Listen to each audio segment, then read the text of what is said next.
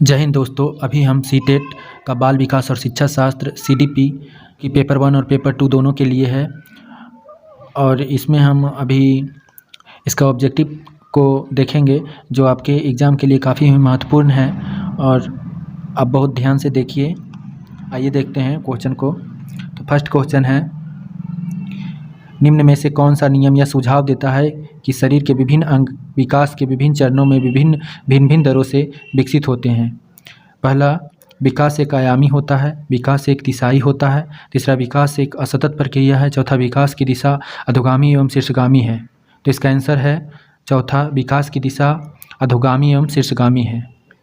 पुनः क्वेश्चन को दोहराते हैं, निम्न में से कौन सा नियम या सुझाव देता है कि शरीर के विभिन्न अंग विकास के विभिन्न चरणों के भिन्न भिन्न दरों से विकसित होते हैं। तो विकास की दिशा अधोगामी एवं शीर्षगामी है। नेक्स्ट क्वेश्चन, निम्न में कौन सा कथन सही है? पहला, विकास बच्चों का विकास एक सामाजिक सांस्कृतिक परिप्रेक्ष्य में होता है। दूसरा, बचपन वह अवधि है जिसे 10 भिन्न अवस्थाओं में बांटा जा सकता है। तीसरा, बच्चों की सोच सामाजिक अंतःक्रिया से प्रभावित नहीं होती। चौथा, बच्चों का विकास केवल आनुवंशिकता पर आधारित होता है। तो इसमें कथन एक जो है, बच्चों का विकास एक सामाजिक सांस्कृतिक परिप्रेक्ष्य में होता है, कथन सही है। नेक्स्ट क्वेश्चन है, आनुवंशिक विन्यास के पूर्व निर्धारित रूप से प्रकट होने की प्रक्रिया खाली स्थान कहलाती है। पहला, अनुकूलन। दूसरा, अधिगम। तीसरा, समाजीकरण। चौथा, परिपक्वता। तो आंसर चौथा होगा, परिपक्वता। आनुवंशिक विन्यास के पूर्व निर्धारित प्रकट होने की प्रक्रिया को परिपक्वता कहते हैं या कहलाती है। नेक्स्ट क्वेश्चन है, खाली स्थान समाजीकरण का प्राथमिक और खाली स्थान समाजीकरण का द्वितीयक कारक है। पहला, परिवार विद्यालय। दूसरा, मीडिया परिवार। तीसरा, विद्यालय मीडिया। चौथा, मीडिया और पास पड़ोस, मीडिया या पास पड़ोस। तो इसका आंसर होगा पहला,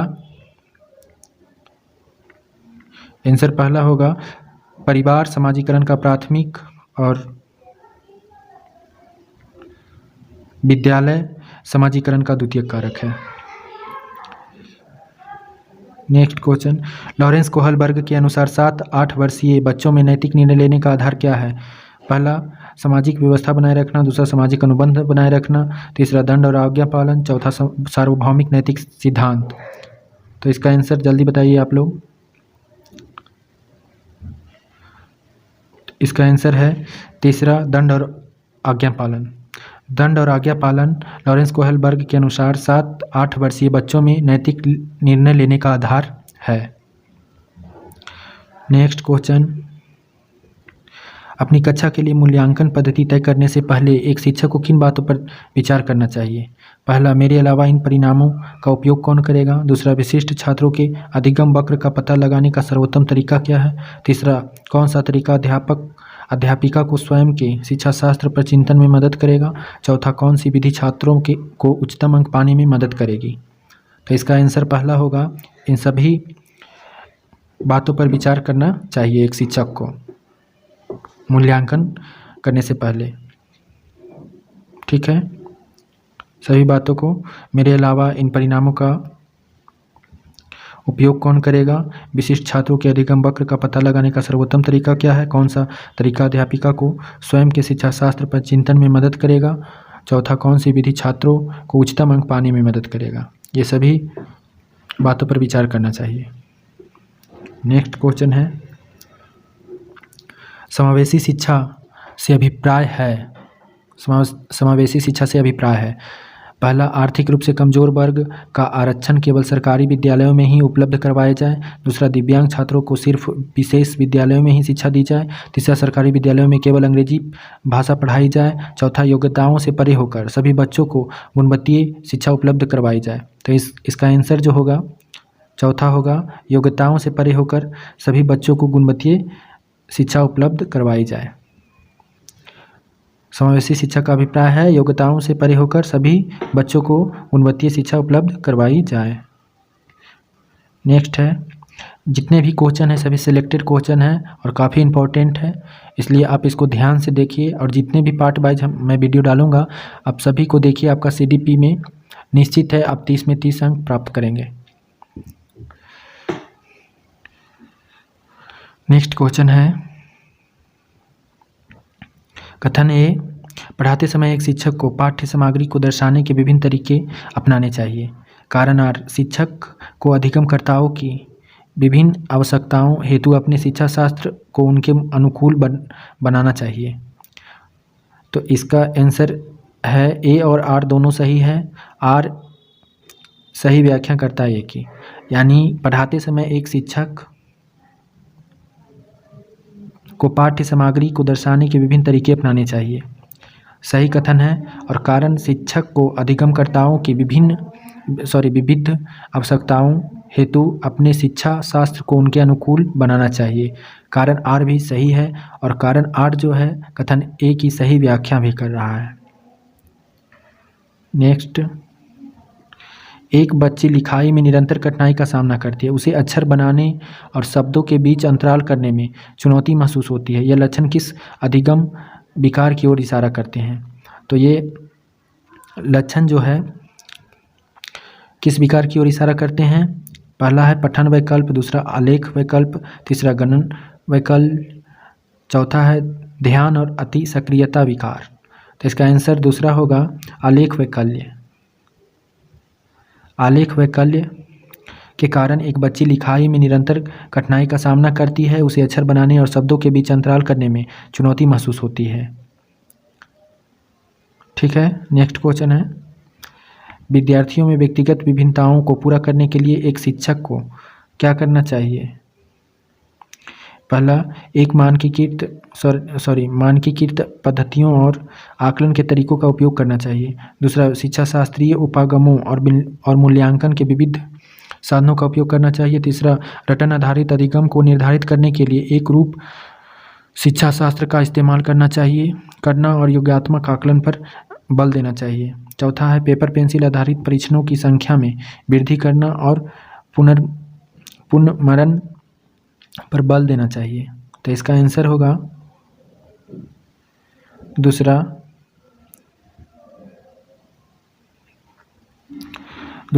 इसका आंसर होगा कि शिक्षा शास्त्रीय उपागमों और मूल्यांकन के विविध साधनों का उपयोग करना चाहिए।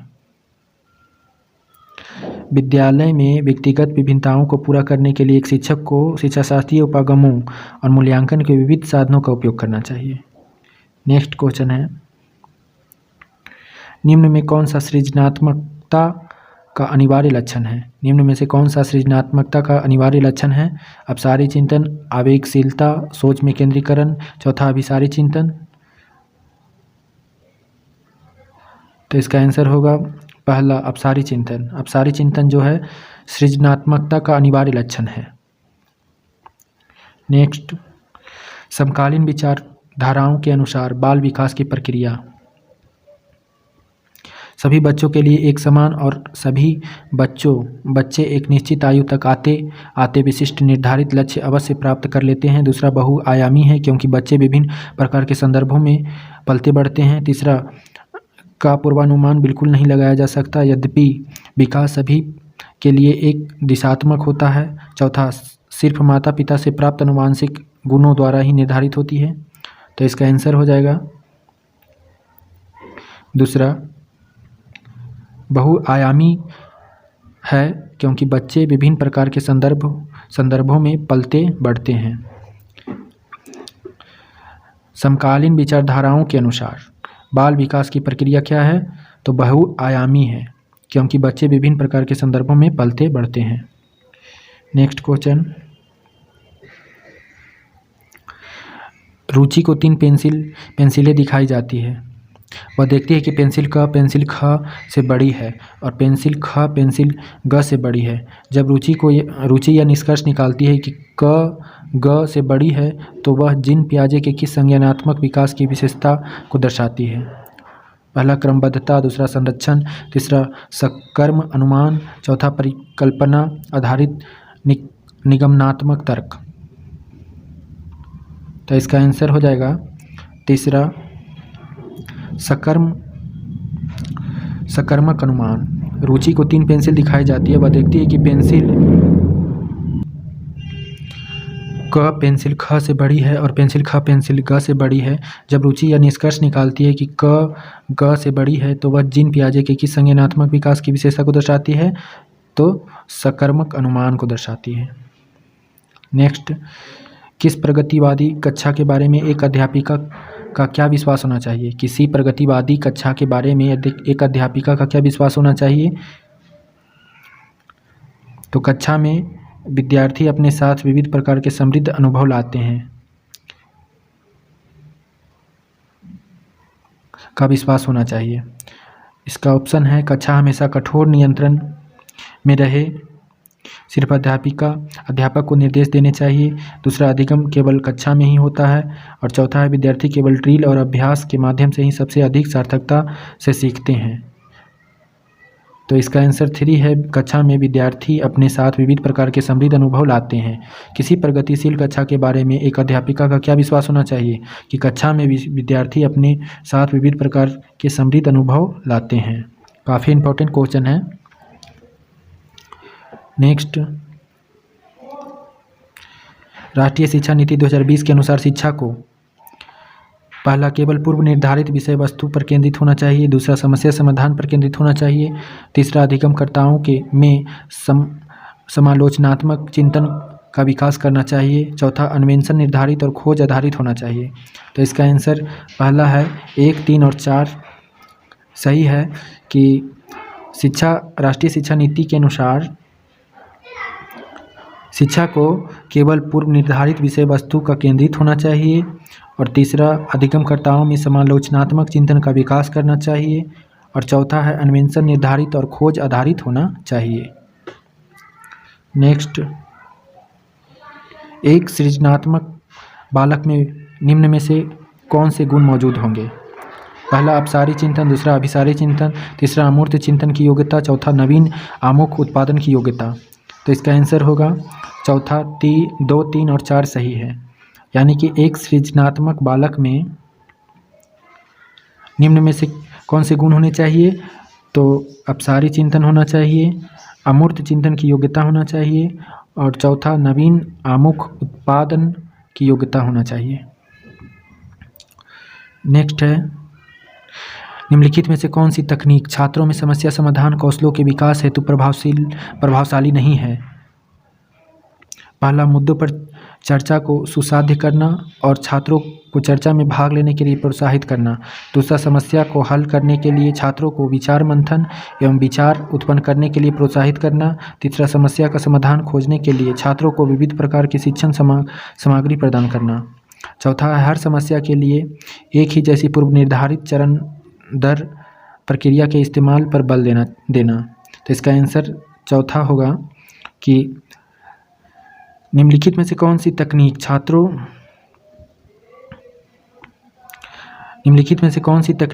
छात्रों में समस्या समाधान कौशलों के विकास हेतु प्रभावशाली नहीं है? तो हर समस्या के लिए एक ही जैसे पूर्व निर्धारित चरण दर चरण प्रक्रिया के इस्तेमाल पर बल देना ये प्रभावशाली नहीं है। नेक्स्ट क्वेश्चन, अधिगम अधिक सार्थक और प्रभावशाली होता है अगर वह मुख्यतः खाली स्थान हो। तो अगर अधिगम अधिक सार्थक और प्रभावशाली होता है अगर वह मुख्यतः स्वनिर्देशित हो। नेक्स्ट, पियाजे द्वारा अधिगम को सुगम बनाने के लिए निम्नलिखित में से कौन से कारक महत्वपूर्ण माने जाते हैं? पहला, शिक्षक की गतिशीलता। दूसरा, विविध सामग्रियों का प्रावधान। तीसरा, मध्य स्तरीय नवीन अनुभव प्रदान करना। चौथा, सकारात्मक और नकारात्मक पुनर्बलन सुनिश्चित करना। तो आंसर दूसरा होगा पहला, दूसरा और तीसरा सही है। यानी कि पियाजे द्वारा अधिगम को सुगम बनाने के लिए शिक्षक की गतिशीलता, विविध सामग्रियों का प्रावधान और तीसरा, मध्य स्तरीय नवीन अनुभव प्रदान करना जैसे कारक महत्वपूर्ण माने जाते हैं। नेक्स्ट, निम्नलिखित में से कौन सा सही सुमेलित युग्म है? दूसरा, तो अच्छा लड़का अच्छी लड़की अभिविन्यास दूसरों के साथ भला बनाकर अनुमोदन अर्जित करता है, ये कथन सही है। ये युग्म जो है सही है। और इसके अलावा क्या है ऑप्शन? पहला है, सजा और आज्ञाकारिता अभिन्यास कानून तय नहीं है अपितु समाज की भलाई के लिए बदला जा सकता है, ये गलत है। कानून और व्यवस्था अभिविन्यास मानव अधिकारों के मूल्य के आधार पर नैतिक सिद्धांतों को स्वयं चुना जाता है, ये भी गलत है। और चौथा है सामाजिक अनुबंध अभिविन्यास किसी क्रिया के भौतिक परिणाम यह निर्धारित करते हैं कि यह अच्छा है या बुरा, ये भी गलत है। तो आपका दूसरा सही है। अच्छा लड़का अच्छी लड़की अभिविन्यास दूसरों के साथ भला बनकर अनुमोदन अर्जित करता है, ये सही है। नेक्स्ट है निम्नलिखित में से कौन सी स्थिति सीखने के लिए आकलन को नहीं दर्शाती? पहला, छात्र सक्रिय रूप से सोचते हैं वे कहाँ हैं, वे कहाँ जा रहे हैं, वहाँ कैसे पहुँचे। दूसरा, शिक्षक सीखने को सुसाधित करने के लिए रचनात्मक गुणात्मक प्रतिक्रिया देते हैं। तीसरा, प्रदर्शन बढ़ाने के लिए छात्रों के बीच लगातार तुलना की जाती है। चौथा, रचनात्मक मूल्यांकन के कई तरीके जैसे सहकर्मी और स्व मूल्यांकन का उपयोग किया जाता है। दोबारा पढ़ते हैं, निम्नलिखित में से कौन सी स्थिति सीखने के लिए आकलन को नहीं दर्शाता? तो इसका आंसर होगा प्रदर्शन बढ़ाने के लिए छात्रों के बीच लगातार तुलना की जाती है। ये आकलन जो है सीखने के लिए आकलन को नहीं दर्शाती है। नेक्स्ट है निम्नलिखित में से कौन सा विकल्प दी गई दिव्यांगता और संबंधित छात्रों के समावेशन हेतु यथोचित संयोजन रणनीति का सही युग्म है? पहला, गुणज वैकल्य कैलकुलेटर का प्रावधान। दूसरा, पठन वैकल्प लंबे लिखित कार्य सौंपना। तीसरा, श्रवण दोष ऑडियो टेप देना। चौथा, दृश्य हानि चित्रों वाली पुस्तकें उपलब्ध कराना। तो इसका आंसर पहला होगा गुणज वैकल्य कैलकुलेटर का प्रावधान करना। ये कथन जो है गलत है।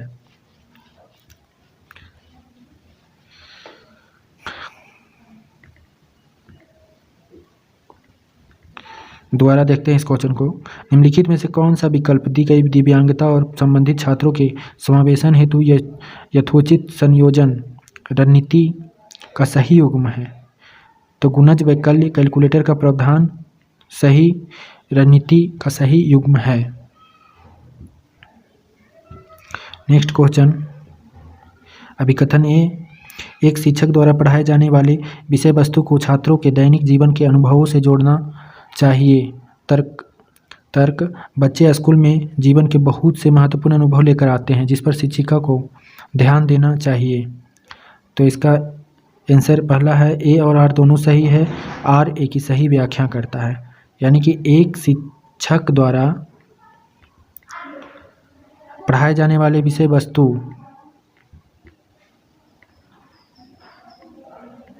को छात्रों के दैनिक जीवन के अनुभवों से जोड़ना चाहिए।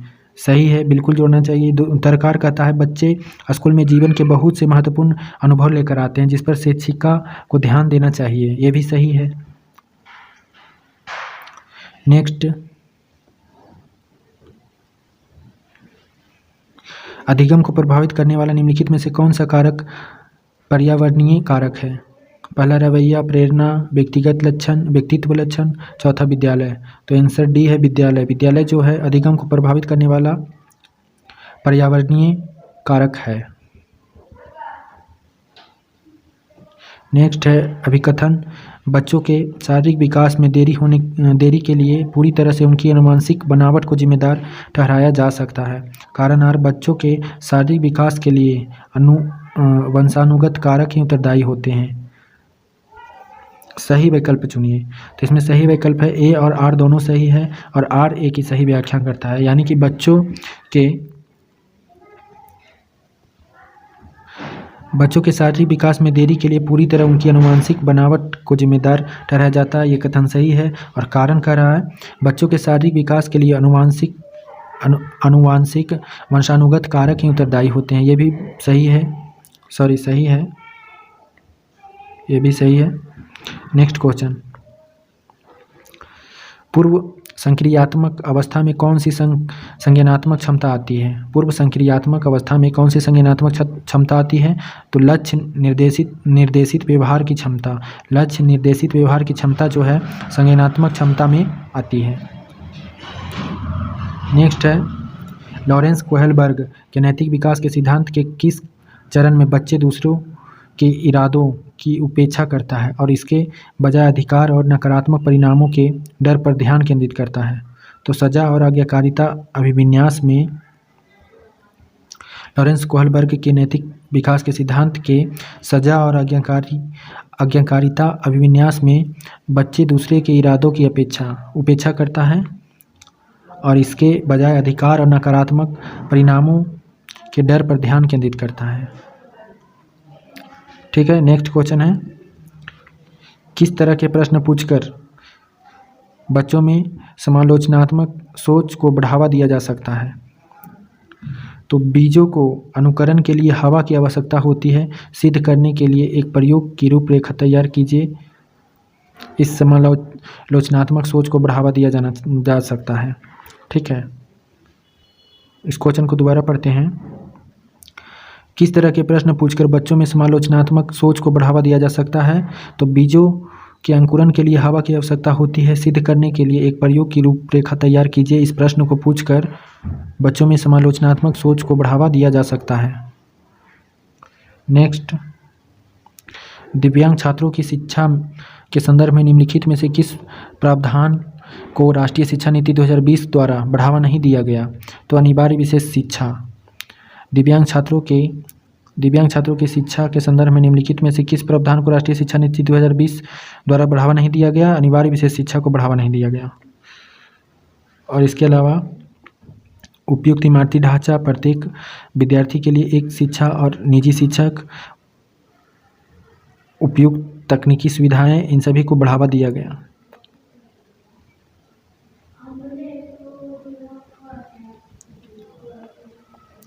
नेक्स्ट क्वेश्चन है, समकालीन सिद्धांतकारों के अनुसार सीखना प्राथमिक रूप से खाली स्थान गतिविधि है। तो सीखना एक सामाजिक गतिविधि है। समकालीन सिद्धांतकारों के अनुसार सीखना प्राथमिक रूप से एक सामाजिक गतिविधि है। धन्यवाद दोस्तों। इससे आगे का क्वेश्चन आपको नेक्स्ट पार्ट में मिलेगा।